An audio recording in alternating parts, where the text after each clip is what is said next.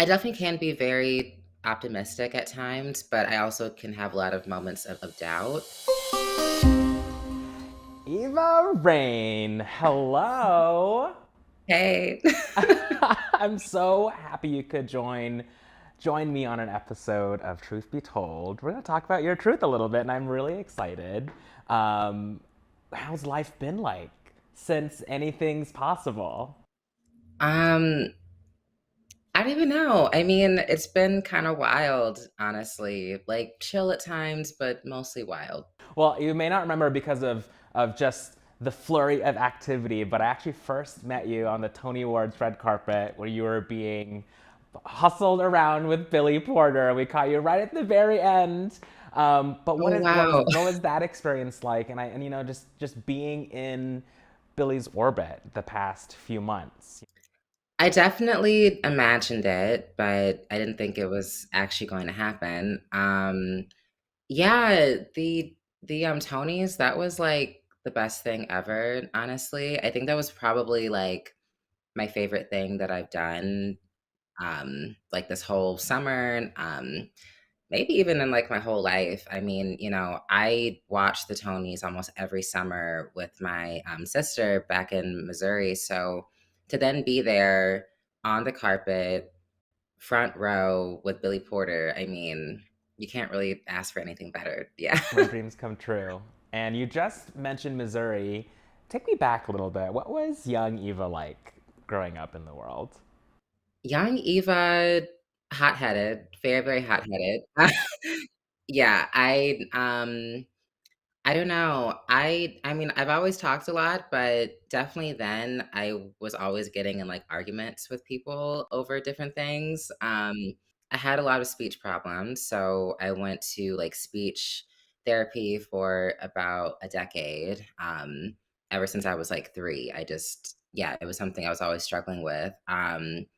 But yeah, I was probably like doodling during math class, talking during like talking during English class.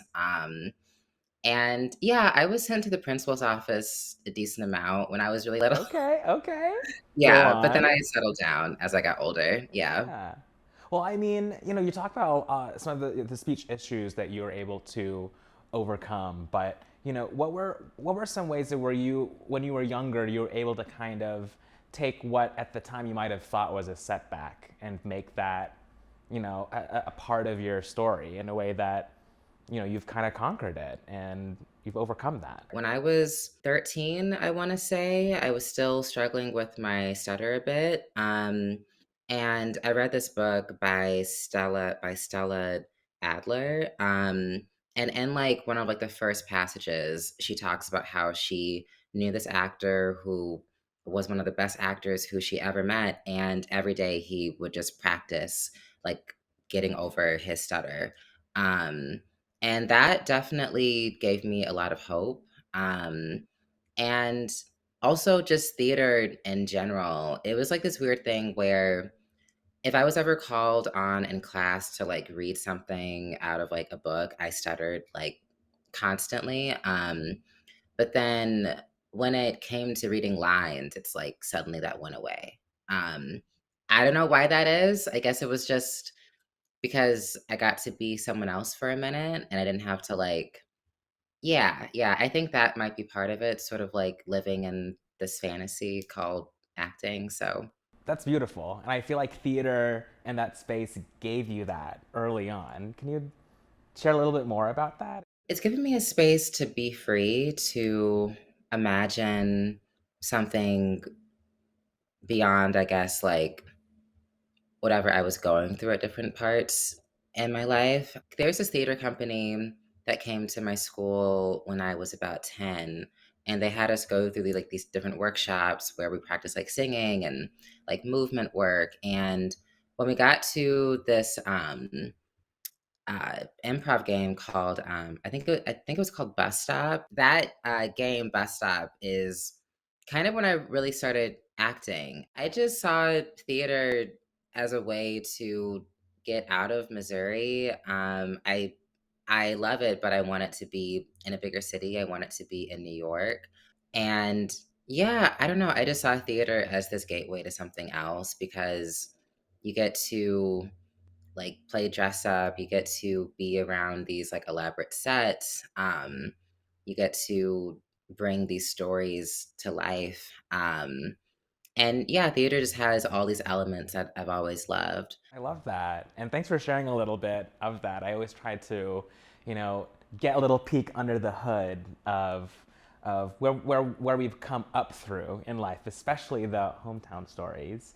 But talking and kind of name checking again the title of Anything's Possible. Was there a moment where you really realized anything in life was really possible? It seems like you've always had the optimism, but was there a moment where you are like, yes, it's go time for me. This is who I am, and this is who what I want to pursue.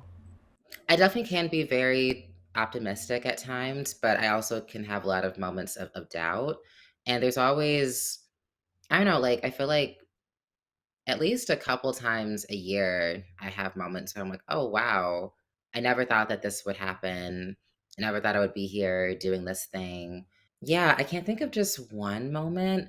I mean, probably when I got the call that I booked the part, because I mean, things have been, like, building up, and I, like, knew that I was possibly going to get the part, but then, literally, my, like, manager called one day. I was like, "Hey, you booked it. They want you on a flight tomorrow." And I was like, "Wait, what?" I was like, "Now? Like, I have to pack my bags right now?" And she was like, "Yeah, they actually wanted you to leave at, like, 7 tonight, but we pushed it back until tomorrow." And I was like, I just couldn't get you fast enough. That's I amazing. yeah.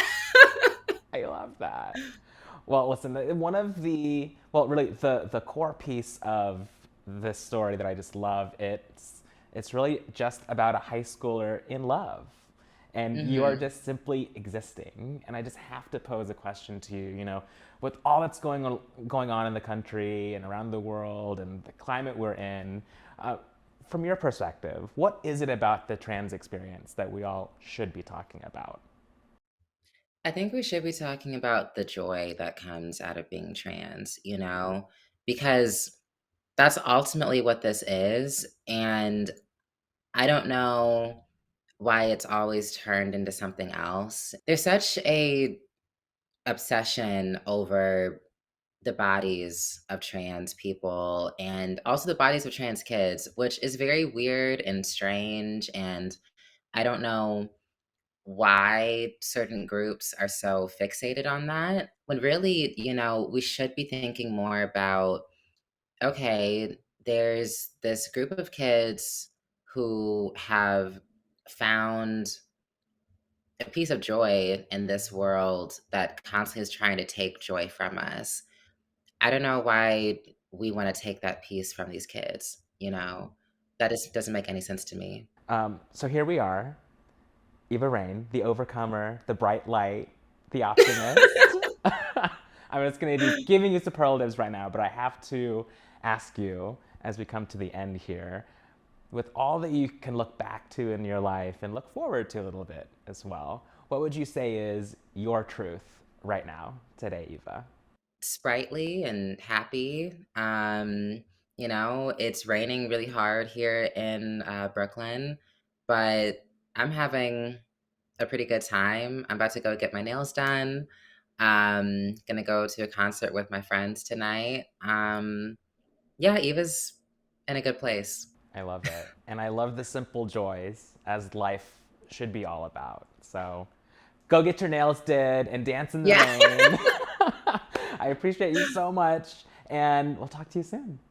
Yeah, yeah, thank you. To see more Truth Be Told, check us out at Plus Life Media and pluslifemedia.com. And until next time, let your truth be told.